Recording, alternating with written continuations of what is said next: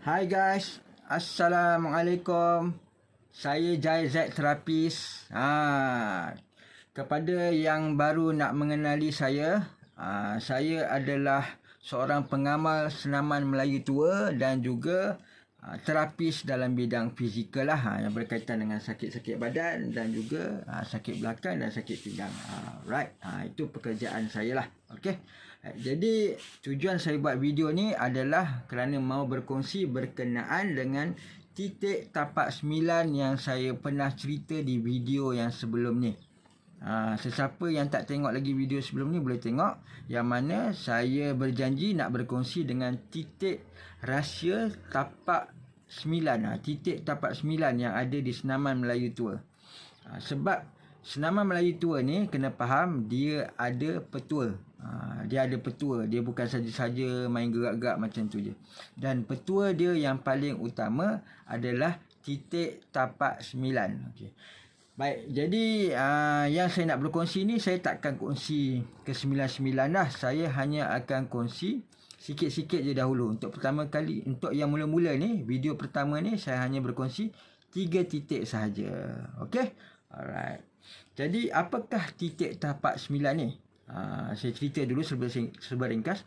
Titik tapak 9 ni adalah titik yang kita akan tekan di tapak kaki. Di tapak kaki sebelum kita memulakan senaman Melayu tua. Bertujuan untuk mengaktifkan saraf-saraf di badan lah. Jadi kalau tak buat, maksudnya perbuatan senaman tua tu tak sempurna lah. Petua dia tak lengkap. Dia tak jadi habis. Okey, jadi petua tu kena ada. Jadi apakah titik-titik tersebut? Dia ada 9 titik. Jadi saya nak ajar 3 je, iaitu yang pertama. Titik yang pertama adalah ibu jari kaki. Ni anggap sajalah tangan saya ni macam ibu jari kaki kan. Ibu jari kaki. Ibu jari. Ni saya tunjuk. Macam ni. Kan? Okey. Alright. Tak boleh nak tunjuk sangat lah. Macam tak senonoh pula tunjuk tapak kaki di kamera ni kan. Jadi saya tunjuk macam ni. Ni ibu jari kaki.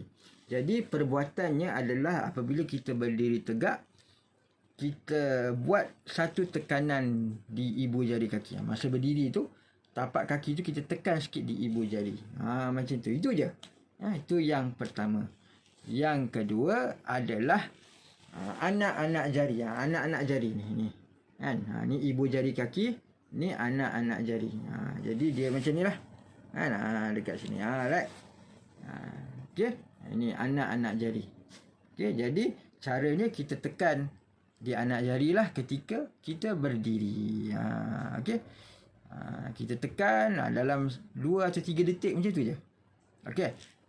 Dan yang seterusnya adalah di bawah kelingking jari ni, yang dekat sini. Ni kalau tapak kaki ni dia dekat sini.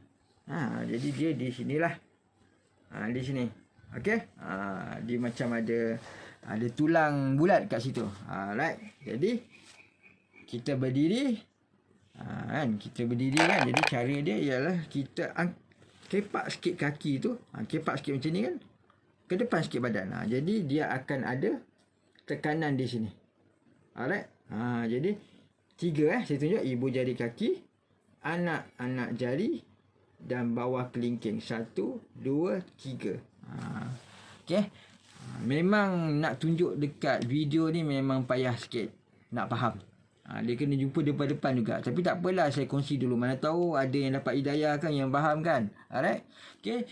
Ini saja saya nak berkongsi 3 titik terlebih dahulu. Nanti saya akan kongsikan lagi yang seterusnya.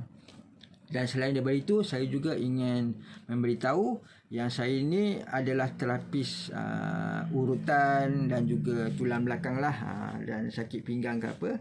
Sekiranya berminat untuk buat rawatan, boleh booking slot dengan saya dahulu. Apa-apa tak apa, boleh tanya saya di bahagian komen lah.